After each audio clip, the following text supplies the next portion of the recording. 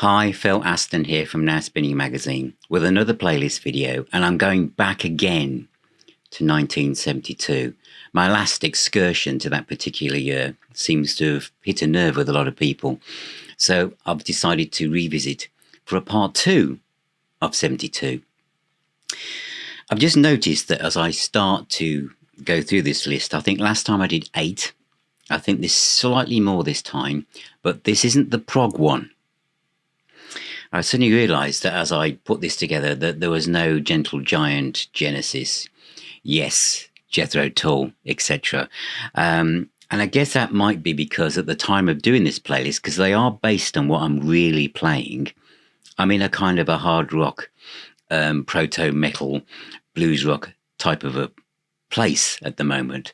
So that's where we are. But also because it's 72, where I was at that time, 13, there's also a bit of what you might class as pop or glam as well.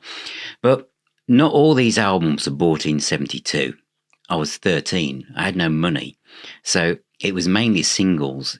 So these are albums from 72. And I'll just basically talk about my story to get to this point, to listen to these albums and how they become so important. Because some of them were bought years later after the event, but they were part of this place in line. That's Deep Purple from Who Do We Think We Are? Sorry, I do have a tendency to just zoom off to different things. Anyway, I'm going to start with Mott the Hoople, because there it is. Mott the Hoople, All the Young Dudes, the album that basically gave them a chance, didn't it? David Bowie stopped them from splitting up. I don't know the exact story. As I said, all I'm talking about is what the music means to me. So the Island years, which I've covered on this channel and on the website elsewhere, just search for it. I knew nothing about that at this point. The only thing I knew was All the Young Dudes from Top of the Pops. I mean, look at Ian Hunter. How cool was that guy? So I only knew that track.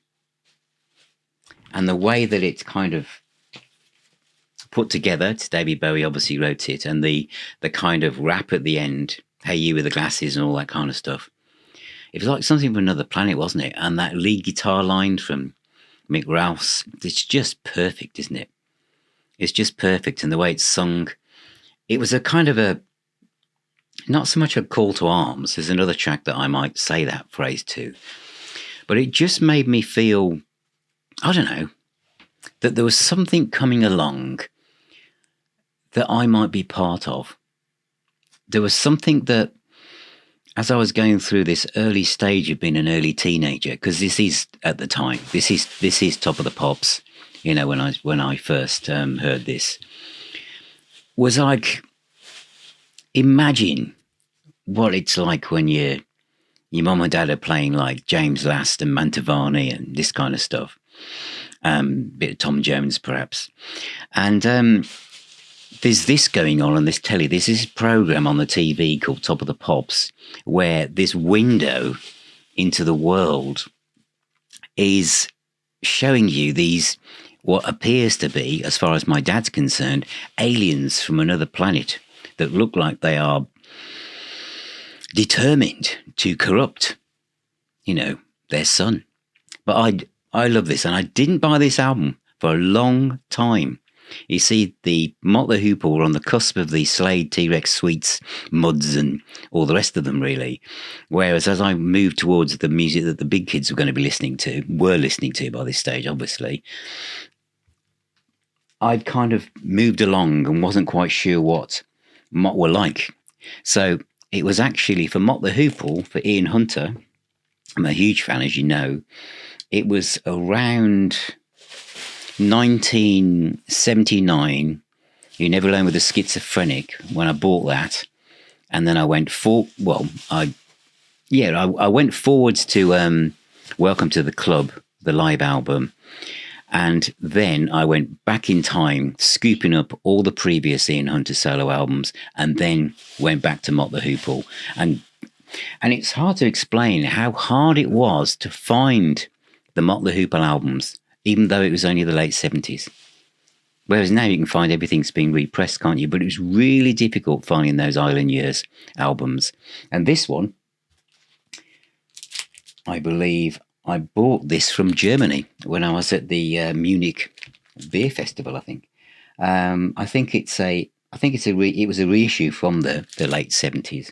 But I love this album now. And the version to get, as I know I always do this, but I haven't got everything to hand, because I've done a separate search on the channel or the website for the unboxing of the Mott the Hoople Madfish Super Deluxe set. That is the definitive version of this album.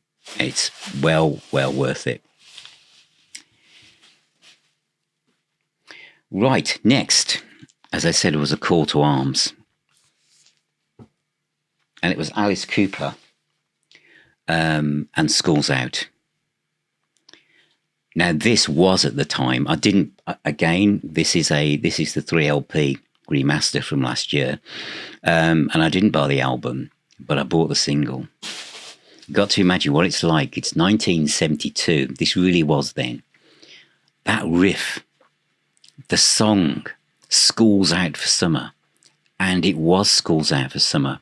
So, whereas it's a song now that everyone knows, I was hearing it for the first time at the time that I was breaking up for the big long summer holidays in 1972. And so it became the best song. I remember, because it wasn't easy to buy singles. I had no money. So I had a friend over the road who was able to tape things. And I remember going round to his house and he got it and he said, "Do you want to hear it?" And I thought, God, do you mean you can just decide to play something when you want to hear it? Think about that. How now you can just play anything you want, through anything you want. But then you had to wait on the radio, hoping that they'd play Alice Cooper. You could be there all day waiting for it to be played. And I had this friend who said, "Do you want to hear it?"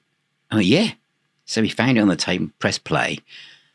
And I couldn't stop smiling. I couldn't stop grinning. I was so excited to hear this song. And he was going, "You okay?" I was going, yeah. I was almost embarrassed with the way I was smiling about it. Because it just meant so much to me, and the guitars and everything. And then when they were on Top of the Pops, the way they looked. Again, gosh, this was giving my dad a really hard time. School's Out from School's Out. And it was aimed at me. Because my desk looked like that. I know there were things in this album that I didn't have in my desk. But it was perfect, wasn't it? Right, we're still on Top of the Pops, and we're moving towards, well, rock. Some people might say this is third division prog, and I don't mean that against it, third division, but it's one of the, you have bands like Yes and Genesis, and underneath that there are another level of bands. This is Argent and All Together Now, and it had Hold Your Head Up on it. I think In Deep is my favourite album by Argent, and of course I've been very lucky to have interviewed Russ Ballard from Argent. But a lot of my friends are really into this band as well. And I love this. And I think what was really interesting for me hearing the album was, of course, the ginormous Hammond organ solo in the middle of it. But there was other stuff in there, wasn't it? Tragedy was Russ Ballard, great song. And this was quite a clever album, if I remember rightly. You mean you can't remember? No, I can't, actually. Yeah, it came with a book and everything. I must do a feature on Argent. I was just hesitating there, thinking, we're due an Argent box set, aren't we? Don't you think? Don't you think to have a box set with Argent studio albums and the live double encore would be good? Hi, Cherry Red. Any chance H&E's that would be esoteric, wouldn't it? Oh, but it'd be good, wouldn't it? Especially if it takes in Nexus, and yeah, it'd be great. And Counterpoint? Good. So that was Argent, All Together Now. And next is an album that my wife, Sue, as soon as I take this album out, she leaves the room. I don't know why, she finds it incredibly disturbing. I I've even known her throw like a cardigan over it when it's been out, so she doesn't have to look at it. They only come out at night by the Edgar Winter group. Frankenstein. Frankenstein is a piece of instrumental heavy metal prog, whatever. I know they said this wasn't a prog show, but Frankenstein is everything, isn't it? It was on top of the pops and Pan's people danced to it. 1972. Anything could happen. I mean, and parts of it were used by Tommy Vance and Alan Freeman, weren't they, in their shows and stuff? Or Alan Freeman primarily, I think. But I love this. And it was my introduction to a guitarist that would change my life within 12 months. And that guitarist is a guy in green at the back there. And it is Ronnie Montrose, who literally a year later would create one of the best, if not the best, rock debut albums of all time, which wouldn't be matched until Van Halen popped along in 1978. Dan Hartman, Chuck Ruff, Edgar Winter, they've all gone now except for Edgar. And it was produced by Rick Derringer? Again, another one of my favourite guitarists. My favourite songs on this are obviously Frankenstein, but the other one I play a lot was Free Ride, which was another fantastic single from this. But look at that cover. This is from the US of A. So we've got Slade and T-Rex and the Sweet and all that kind of stuff. And over in the States, they had Edgar. It's just an amazing picture, isn't it? The more you look at it, you see, because I can understand why Sue finds this a bit disturbing, I said, is because it is so different. Didn't seem so at the time. Well, in the way in 1972, a lot of things were so different, you accepted everything. I have done a separate video on this already, so but you can look that up. It's on the channel. It's one of those videos I did quite early on, and they never get watched that much until I do things like this. The next band I'm doing a feature on, this one bubbles up as if to tempt me to say, come on, Phil, do West Bruce and Laing. Everyone wants you to do West Bruce and Laing. And it's a bit like another album that's coming up. But I think, I want to make sure I do a good job. I want to make sure I do it justice. Because there are some records that are so important to me that I hesitate when thinking, does it have to be a definitive video? So it kind of bubbles along on playlists, but doesn't quite make the full thing. So I am planning a full West Bruce and Laing feature anyway. But I bought this for 50 pence from Reddington's Rare Records in Birmingham. I didn't go to get it initially. I'd gone with something else, and I'd asked for, I can't remember, I'd exchanged something, and I got 50p on me, 50p. And I was looking in the 50p bin, because you could get one of those then. And there it was. I loved the way they were coming out the sea. I loved Jack Bruce's expression. I loved the way Leslie West looked, and I thought, this isn't going to be pop or folk, is it? Two genres that I was moving away from or staying away from back in those days, but of course now they're welcome at my table. And they spelt, the album was called Why Don't Ya? And I thought, good spelling, bit Sladish, bit kind of Ian Hunterish in the way it said, Why Don't Ya? Out on the Fields, The Doctor, Turn Me Over, blah, blah, Third Degree. I don't know why I said blah, blah then, because all these tracks are worthy. So I bought it and came home, put it on. And Why Don't Ya? This is, because this wasn't 1972 when they bought this. This is the mid-70s now. Could be early 76, 77, could be. But that dun dun dun dun dun da da da da, that kind of way of downward stroke on the plectrum, kind of riff that became heavy metal. I don't think there's any evidence of a track earlier than 1972 that uses that technique in hard rock guitar riffs. I think it's one of the first. I haven't heard every album ever made. So if some of you are going to say, oh yeah, Phil, then let me know. But I thought that was unique and really ahead of its time. And of course, I've always said with Leslie West, you think of him as a guitarist, don't you? Most people would now. But what a vocalist. What a vocalist Leslie West was. absolutely guttural passion blues power. And of course, the bubbling bass of Jack Bruce and Kirke Laing. Kirke Laing, again, I've been so blessed. I've talked to him as well.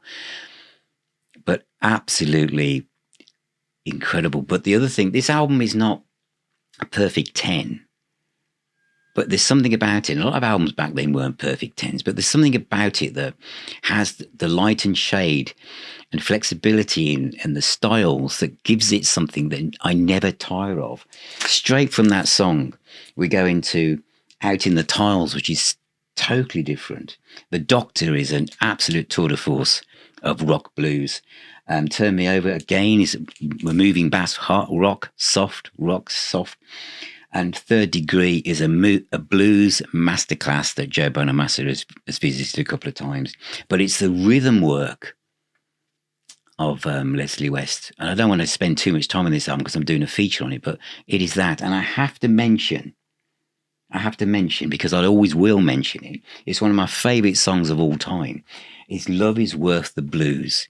That track on here, as I've said before, with the descending chord sequence of A, G, F to E, and then the guitar solo going up in the opposite direction with Jack Bruce's bass bubbling in between and gluing it together. And when the solo comes in, oh, wow. I'm just saying it now without hearing it, and I can feel shivers across my skin. It still does it. When it comes out of that solo and they start that stop on the drums, everyone's finding their place again. There's a bit when Leslie West goes boom on the guitar, like, oh, wow, man. Absolutely stunning. From Why Don't You, 1972. By popular request, because a couple of people mentioned this before, T-Rex, The Slider, 1972. This is probably the pinnacle of me liking T-Rex. This is 72. This is Slade, The Sweet, and Mark Bolan and T-Rex. And it was hearing the single, again, it's all driven by singles. And you'll have to excuse me why my cat just comes into view there, for those of you watching, not necessarily listening. This cat is called Jazz, by the way. Jazz, we're talking blues rock, not jazz, so you need to sit down, really. But it was Telegram Sam. And what a song. I remember my friend going, oh, you got a Telegram Sam. Because it's really weird. It's pop, it's glam rock, isn't it? But the way it was sung and the way in those days, it was heavy because I hadn't been exposed to a lot of the other stuff at this time. So to me, it was like, Come On, Feel the Noise. It was like Telegram Sam by T-Rex. Great. And of course, Metal Guru was on here as well. It was perfect. And he looks great. Photographed by Ringo Starr. As I said, I'm not going to tell you which versions to buy so much on this particular video, but I will point something out on this, because I'm going to revisit this. This is one of the earliest videos I made, was looking at the 40th anniversary box set. It was when I wasn't very good at doing videos. So I am going to do a new unboxing of that, an appreciation of it, because it's amazing what you got in that box set for 25 quid back in the day. But yeah. Oh, isn't that? It's just iconic, isn't it? T-Rex, the Slider. Super dupe. Next, Kossy, Kirke, Tetsu and Rabbit. This was like the Holy Grail back then. Even though, well, what I'm trying to say is that as I got into free, I've mentioned before, I got into free 73, 74, and I was so much, as you know, so much into Kossy that as I left school and went to work and thought about, I've got to try and collect all the free albums, I knew that this album existed because I'd bought the Free Story. There's going to be a video about that as well. And I noticed that there was a song called Just for the Boxer, and it said it was from this album on the compilation. So I thought, I must find that. You couldn't find it anywhere. I couldn't find it. Do you know what? I didn't hear it until the early 80s when I was in a band in Oxford and I was talking to the bass player, and he said, I've got that. I'll do a tape for you if you want. That was the first time I'd heard it in my life, and I'd been searching for it since the mid-70s. You just couldn't get it. I mean, you can find these things now. You can listen to them now. But it was like, I wanted to imagine what the gatefold looked like. I'd never seen it before. And this version, the vinyl version, bought it on. How did I get it? I had it on tape for ages, and I didn't get a copy on CD until the mid-90s. So I had this old cassette version, and then I got the CD version. And this I bought from a record shop in Dartmouth less than 5 years ago, which is on the original Island label. So it's... Someone's going to say it was also on the pink one. I don't know whether it was or not, but it's a mint copy. But I'm so chuffed to get that. So chuffed. It's a Wounded album. What do you mean, Wounded? Well, vocally, none of them are good vocalists. They're not strong vocalists. They're not Paul Rodgers. But musically, it's just perfect to me. It's where it shows what Kossy could have done when he got keyboards sitting underneath him. So when he took the solo, the mid-range of the song didn't drop away and just have the bass. It gave him more freedom, I feel. So Just for the Box is beautiful anyway. Hold On is beautiful. Anna, of course, became by Simon Kirke, was on a Bad Company album, Straight Shooter, pretty soon. Really after this, Dying Fire is just stunning. That's by Simon Kirke. Colours is written by Kossy, and Kossy sings on one track as well. You can't really tell from one person to the next who sings. Their all voices are quite similar, but it's one of my favourite albums. It's got Kossy on it. I'm biased, but it's a beautiful record. Superb. Next, that was almost right. Next, it isn't Next, but it's the Alex Harvey Band and the album before Next, and it's Framed. Next, which I've done a video on, was very important to us as we're starting to stay up a bit late. Of course, that would be 73, 74, and everyone was buying the album Next by Alex Harvey. There was nothing, we'd never seen anything like it. Faith Healer, the track Next, fantastic band. And one of my friends said, well, they've done an album before this. We've got to check it out. And he managed to get hold of this. And the track that did it for me, which actually the B-side of the Faith Healer, was Saint Anthony. The one about the chocolate biscuit and that really heavy, really heavy metal riff. But I love that. There's some great stuff on it. It's not... Next is ahead of it.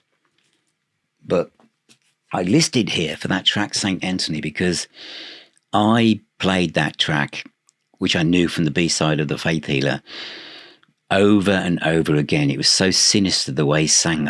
And that kind of, I don't know, atmospheric bass when it breaks down in the middle.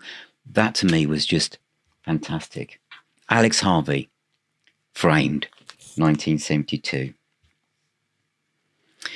The next three are the obvious ones that I missed out. Well, some of the obvious ones that I missed out from the first look at 1972. And it's Uriah Heep and Demons and Wizards. Did I buy this at the time? I didn't. It was later on. The first Uriah Heep album I ever bought was a live one in 73 because I felt it scooped up a lot of this stuff. And there was something about it. I love the cover. I love the gatefold, especially in the picture of Ken Hensley when he's Afghan sitting up the corner. But because I knew all the songs, not all of them, but I knew a lot of the songs from Live 73, it's a bit like Made in Japan, Machine Head in a way. The live versions are so killer, so much enhanced, that the studio versions didn't really stand a chance, really. Especially Circle of Hands, for example. But what this had, and still has, is my favourite Uriah Heep track, which is The Wizard. There were many songs about wizards at this time. I'd never met a wizard, just checking what the cat was doing. I'd never met a wizard. I didn't know whether they worked at Woolworths or caught the bus. But there were lots of songs about wizards. I'm thinking of Black Sabbath especially, as well as, it was around the time. It was Lord of the Rings and that kind of stuff. And they used a kettle at the start. It makes it sound like a held down note on a keyboard, didn't they? But I love that song. I believed in Wizards after hearing that song, and the whole production of it, the vocals, everything. It doesn't have a killer. It doesn't have a killer solo. It doesn't need one. It's just purely written as a song. I mean, Easy Living is on there, which isn't one of my favourite Uriah Heep tracks at all. It sounded too Quo-ish to me. I love Quo, but when other people did anything that kind of went dun dun dun dun, I used to think, well, you've been a bit like Quo there. That's just how I was then. But it was the Wizard. And of course, there were 2 Heep albums that year with The Magician's Birthday. I feel it might be a bit controversial to say, but Jerry Bron worked the band too hard. And if Demons and Wizards and The Magician's Birthday had been amalgamated into one album, in fact, if the band had only done one album a year instead of 2, I think their stature would be far higher, and their albums would be seen as absolute classics. That's just my point of view, mine. So it could be completely wrong, but that's just how I feel. Demons and Wizards. The next one is Machine Head. There's a big feature on Machine Head coming. It's taken me ages, hasn't it, to do the Deep Purple albums one at a time with the videos. You think I'd just do one a week. But as I said earlier, there are certain albums where I think they're so important to my life, or so important anyway, that I almost get stage fright thinking, do I even attempt to do this? I've managed to do in rock, and I've done Man in Japan, I've done Who Do We Think We Are, and I've done in rock, and I've done Fireball. So I'm doing pretty well. I've done Burn, I've done Stormbringer. I think this is the last one. And also, I've got so many versions of this. I'm showing off my thank you to Simon Bigsmall, who gifted this to me. This is the quadraphonic version, which I knew nothing about until much later in the 70s. And then someone said, you know, Phil, the guitar solos on 2 of the tracks aren't the same. So then I spent 30 years trying to find it. And I couldn't until Simon, who's in the Now Spinning magazine Facebook group, said, I've got that. And he gifted it to me. And here it is. But yeah, I'm going to do a huge thing on this. But my exposure to Machine Head was from the cassette. Now, the only reason I'm showing you the cassette is the running order. The running order on the cassette was Highway Star, Smoke on the Water, and Lazy. Can you imagine, instead of Highway Star, Maybe I'm a Leo, Pictures of Home and Never Before, that side 1 was Highway Star, Smoke on the Water, and Lazy? For years, until I bought the vinyl album, which was later on once I got rid of more, because I started off collecting pre-recorded cassettes.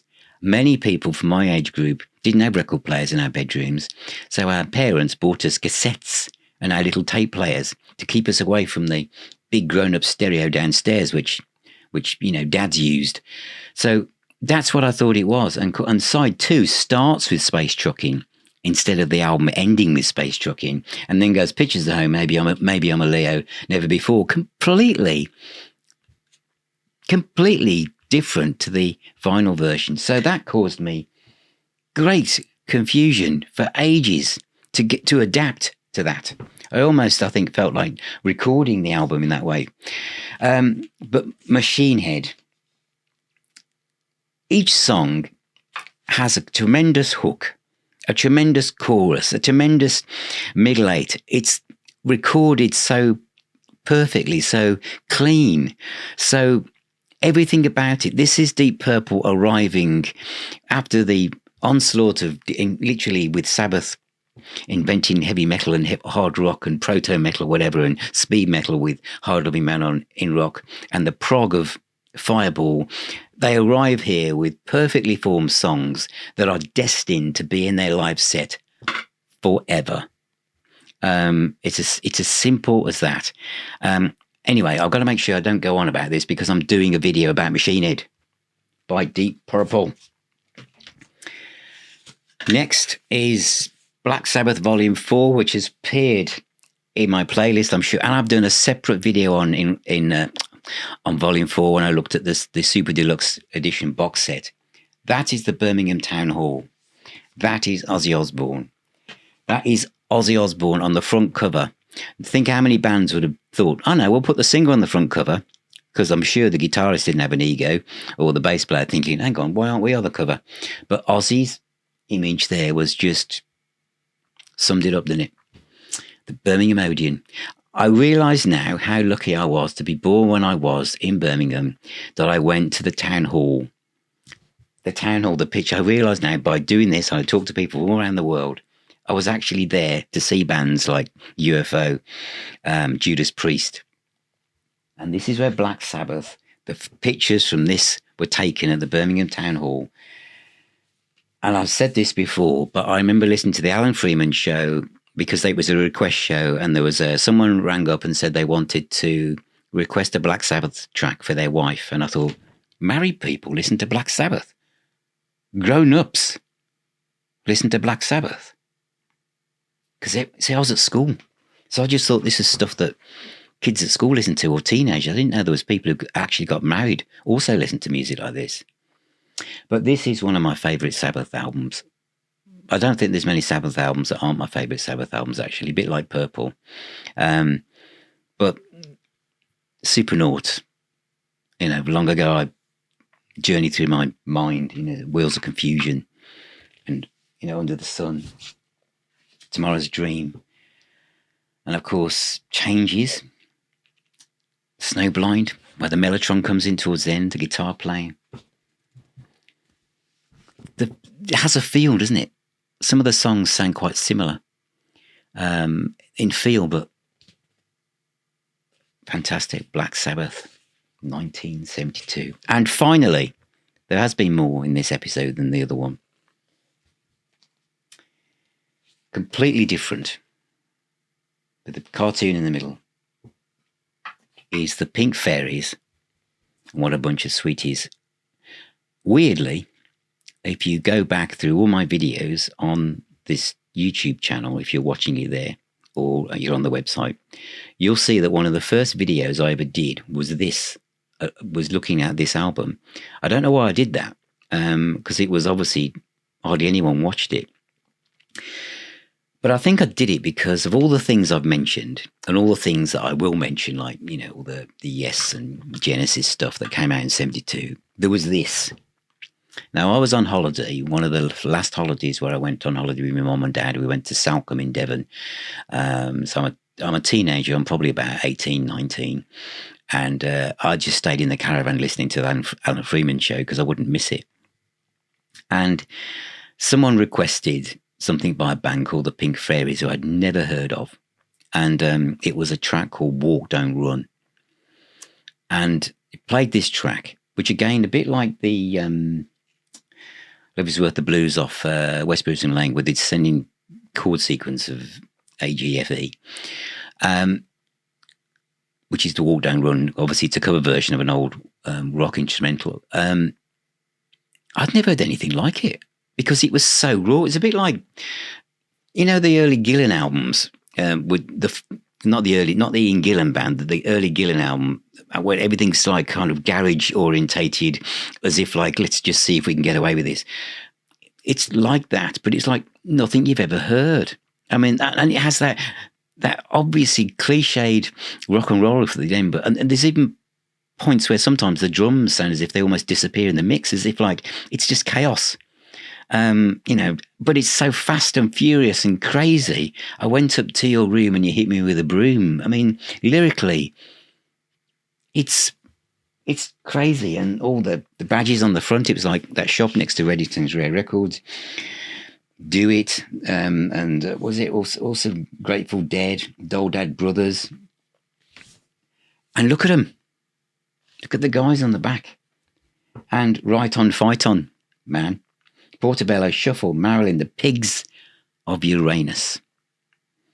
Walk, Don't Run with the middle run. I Went Up, I Went Down. X-Ray, and I Saw Her Standing There, cover of a Beatles track. I did slowly but surely buy the other Pink Fairies albums, but they weren't like this. Nothing is like this. I still think that Walk, Don't Run, get the CD version because there's two versions of it, but this is the version that's on here is the one. But that guitar solo on it's just out of this world, really. Trevor Burton plays some tasty licks. Frank Ireland did a whole lot of engineering. He also was on it. Duncan Sanderson played bass. Guitar picker Paul Rodolph even, and of course Russell Hunter beat the drums. So I shall finish there with the Pink Fairies and a great track, Walk Don't Run. If you've never heard that, go and play it now and smile and just dive into it. Dive into the ocean of riffs and sound you can get. In fact, all the albums I've I've mentioned, go off and listen to them again. Approach them as if you've never heard them before in your entire life. So thank you for watching, and thank you so much for all of your support and your kind comments. It means such a lot to me. Remember, if you do become a patron or a YouTube member, you can join the private WhatsApp group and the private Facebook group and come along to our own little pub called the Now Spinning Arms twice a month via Zoom. And please subscribe, ring that little bell. It does make a huge difference to how the reach grows and how I can do more of the stuff that hopefully you all love here as well. And if you do join, as a member, you get 15% off all Now Spinning merch, whether it's t-shirts, hats, mugs, and all sorts of stuff as well. But thank you again. Remember, music is the healer and the doctor. Please take care, everybody, and I'll talk to you all very, very soon.